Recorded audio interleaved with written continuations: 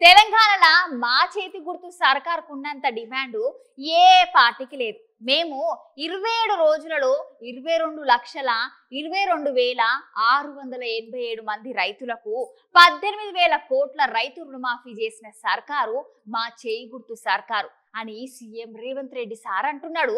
గా సార్ ముచ్చట ఒకసారి చూద్దామా?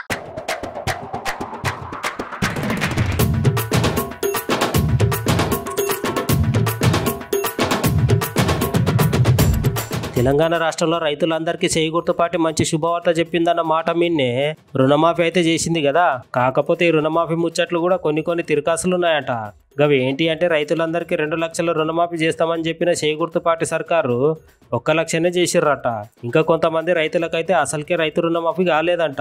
ఇప్పుడు గట్ల రుణమాఫీ కాని రైతులు గట్లనే పూర్తి రుణమాఫీ కావాలన్న రైతులు అందరు కలిసి ఇలా కామారెడ్డిలో పెద్ద కొడుపల్గల్ మండలం రోడ్డు మీద కూర్చొని రైతులందరూ గట్లనే రైతు సంఘాల నాయకులందరూ కలిసి ధర్నా కార్యక్రమం చేసుకుంటూ రైతులందరూ ఆందోళన చేస్తున్నారు. ఇప్పుడున్న చేయి గుర్తుపాటి సర్కార్ రుణమాఫీ ముచ్చట మీద రైతులను మోసం చేసిందని గట్లనే రుణమాఫీ తోటి పాటు భారీగా వర్షాలు కొట్టి పంటలు దెబ్బతిన్న రైతులకు నష్టపరిహారం కూడా చెల్లించాలని డిమాండ్ చేసుకుంటూ ఆందోళనకు దిగిండ్రు రైతులందరూ.